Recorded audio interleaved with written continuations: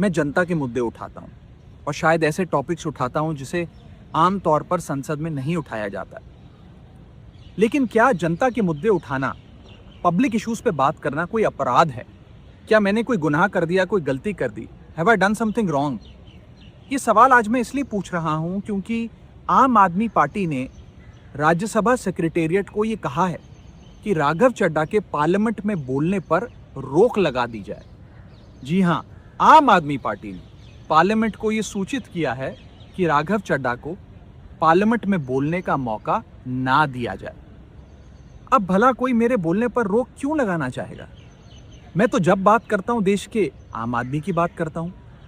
Airport पर मिल रहे महंगे खाने की बात रखी, जोमैटो ब्लिंकिट के डिलीवरी राइडर्स की प्रॉब्लम रखी, खाने में मिलावट का मुद्दा उठाया, टोल प्लाजा लूट से लेकर बैंक चार्जेस लूट की बात करी, यहाँ तक कि मिडिल क्लास पे टैक्स के बोझ से लेकर कंटेंट क्रिएटर्स पर स्ट्राइक क्यों करी जाती है, टेलीकॉम कंपनियां कैसे 12 महीने में 13 बार हमसे रिचार्ज कराती हैं, डेटा रोल ओवर नहीं देती हैं, रिचार्ज खत्म होने के बाद इनकमिंग रोक देती है, तमाम इश्यूज मैंने सदन में उठाए। और ये मुद्दे उठाने के बाद देश के आम आदमी का तो फायदा हुआ, लेकिन इससे आम आदमी पार्टी का क्या नुकसान हुआ? भला कोई मुझे बोलने से क्यों रोकना चाहेगा? कोई मेरी आवाज को क्यों बंद करना चाहेगा? खैर, आप लोग मुझे अनलिमिटेड प्यार देते हैं। मैं जब जब आपके मुद्दे उठाता हूं, आप मुझे सपोर्ट करते हैं, मुझे शाबाशी देते हैं, मेरा हौसला बढ़ाते हैं। मैं आपको कहना चाहता हूं थैंक यू। ऐसे ही मेरा हाथ और मेरा साथ थामे रखिएगा, छोड़िएगा मत। मैं आपसे हूं और मैं आपके लिए हूं। और जिन लोगों ने आज पार्लियामेंट में मेरे बोलने का अधिकार मुझसे छीन लिया, मुझे खामोश कर दिया, मैं उन्हें भी कुछ कहना चाहता हूं। मेरी खामोशी को मेरी हार मत समझ लेना। मेरी खामोशी को मेरी हार मत समझ लेना। मैं वो दरिया हूं जो वक्त आने पर सैलाब बनता है। राज्यसभा सांसद राघव चड्ढा जी से कुछ सवाल पूछना चाहते। राघव जी, आप बीजेपी से इतना डरते क्यों? आप बीजेपी से सवाल उठाने से डरते क्यों हैं? आप मोदी जी से सवाल उठाने से डरते क्यों हैं? आज हमारा देश एक बहुत बड़े संकट से गुजर रहा है। आज हमारे देश के लोकतंत्र पर, आज हमारे देश के संविधान पर खतरा। आज हमारी आंखों के सामने इलेक्शन कमीशन का मिसयूज करके पश्चिम बंगाल का इलेक्शन चुराया जा रहा है, लेकिन आप उस पर सवाल नहीं उठा रहे, आप उस पर बोलने से डर रहे हैं। हम सबने देखा किस तरह से दिल्ली में गलत तरीके से वोट काटे गए, बीजेपी के कार्यकर्ताओं ने गलत तरीके से वोट बनाए और बीजेपी इलेक्शन चुरा के ले गई। और आज वेस्ट बंगाल में यही हो रहा है। आज इलेक्शन कमीशन का मिसयूज हो रहा है। लेकिन जब तृणमूल कांग्रेस और पूरी ऑपोजिशन इलेक्शन कमीशन के खिलाफ इंपीचमेंट मोशन लेकर आती है, तो आप उस पर साइन करने से मना कर देते हैं। आपने क्या एक बार भी संसद में पश्चिम बंगाल में हो रहे लोकतंत्र पर हमले पर सवाल उठाए, वोटर डिलीशन पर सवाल उठाए, गलत तरीके से बनते हुए वोट पर सवाल उठाए? क्यों नहीं उठाए? क्या बीजेपी से डर रहे हैं? क्या मोदी जी से डर रहे हैं? आज देश के सामने, देश के आम आदमी के सामने सबसे बड़ा संकट एलपीजी गैस सिलेंडर का है। आप तो बड़े आदमी हैं, राज्यसभा के सांसद हैं, हो सकता है आपको दिक्कत ना आती, लेकिन एक आम परिवार, एक छोटे से मकान में रहने वाला, एक कच्ची कॉलोनी में रहने वाला एक गैस सिलेंडर के कनेक्ट, मुझे याद आ रहा है जब अरविंद केजरीवाल जी गिरफ्तार हुए थे, हम सब सड़कों पे खड़े होकर लड़ रहे थे, पुलिस हम पे लाठियां चढ़ा रही थी, हमें घसीट घसीट कर पकड़ कर लेके जा रही। दिल्ली के अलग अलग थानों में, कहीं नरेला में, कहीं बवाना में हम डिटेन हुए, हम रोज सड़कों पे लड़ रहे थे।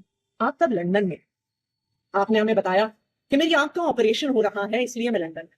हमसे मीडिया ने बहुत सवाल पूछे, बार बार हमने मीडिया को कहा कि नहीं नहीं, राघव चड्ढा जी डरे नहीं है, उनकी आंख में प्रॉब्लम है, वो अपना ऑपरेशन करवाने। लेकिन आज राघव जी, मेरे मन में भी ये सवाल आ रहा कि जब अरविंद केजरीवाल जी गिरफ्तार हुए तब भी आप बीजेपी से डर गए, तब भी आप मोदी जी से डर गए, क्या आप डर के लंदन भाग गए? देखिए, हो सकता है कि आप मोदी जी से डरते, हो सकता है आप जेल जाने से डरते, लेकिन हम अरविंद केजरीवाल के सिपाही हैं। हम ना बीजेपी से डरते हैं, ना मोदी जी से डरते हैं, ना उनकी एजेंसी से डरते हैं, ना जेल जाने से डरते हैं। इसलिए हम इस देश के आम आदमी की आवाज उठाते आए हैं। इस देश के आम आदमी की आवाज महीनों से आप सब देख पा रहे होंगे कि जो मेन अपोजिशन पार्टियों का काम होता है कि सरकार से पार्लियामेंट के अंदर सवाल पूछे जाएं, खासतौर पे जो पब्लिक के सवाल हैं वो आप सरकार से पूछें ताकि सरकार की जवाबदेही जो है जनता के प्रति तय हो।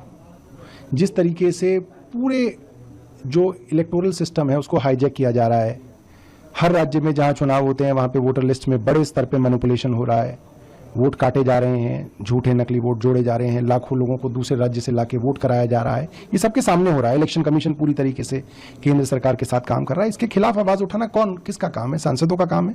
कहाँ उठाएंगे? संसद में उठाएंगे। और जब संसद में बात उठानी होती है तो राघव जो है इसमें पीछे रहते हैं। चीफ इलेक्शन कमिश्नर को इम्पीच करने का मोशन हो तो राघव कहते हैं मैं इस पर साइन नहीं कर सकता। केंद्र सरकार का वो नाम भी नहीं लेना चाहते, मोदी का नाम तो बहुत दूर की बात है। तो ऐसे में सवाल उठता है कि इतना डर क्यों है और क्या डर की राजनीति की जा सकती है? और आज जो पूरे देश में हम देखते हैं कि कोई भी अगर सोशल मीडिया पर केंद्र सरकार के खिलाफ और केंद्र सरकार से सवाल पूछने वाले सोशल मीडिया पर एक्टिव होते हैं तो उनको तुरंत जो है बैन किया जा रहा है। केंद्र सरकार नहीं चाहती कि इस वक्त केंद्र सरकार से कोई सवाल पूछे। ऐसे में भारतीय जनता पार्टी राघव चड्ढा को प्रमोट करती है। उनके जो समर्थक हैं वो उनके सोशल मीडिया की पोस्ट को आगे बढ़ाते हैं। क्यों बढ़ाते हैं? ऐसा क्या है? क्यों? क्योंकि देश के जो मुख्य सवाल हैं उन सवालों से हटाकर आपको समोसे के सवाल पर उलझा दिया जाए कि साहब समोसा 25 की जगह 20 का होता तो ज्यादा अच्छा होता। रवि किशन जो इनके गोरखपुर के एमपी हैं वो कहते हैं जी कहीं पे समोसा बड़ा मिल रहा है, कहीं पे छोटा मिल रहा है, बराबर मिलना चाहिए, तो इसके ऊपर ये कमीशन बना दिया जाए।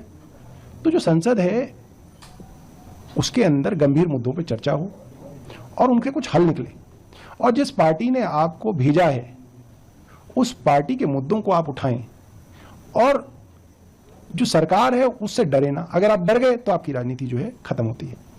जैन साथियों, राघव का एक वीडियो आया है, मैं उसके संबंध में यह कहना चाहता हूं कि हम लोग अरविंद केजरीवाल के सच्चे सिपाही हैं और अरविंद केजरीवाल से एक ही बात सीखी है, निडरता, हिम्मत, साहस के साथ लड़ना और संघर्ष करना। लेकिन बड़े अफसोस के साथ यह कहना पड़ रहा है कि देश के तमाम मुद्दों पर जब सीसी के खिलाफ प्रस्ताव आता है आप साइन नहीं करते।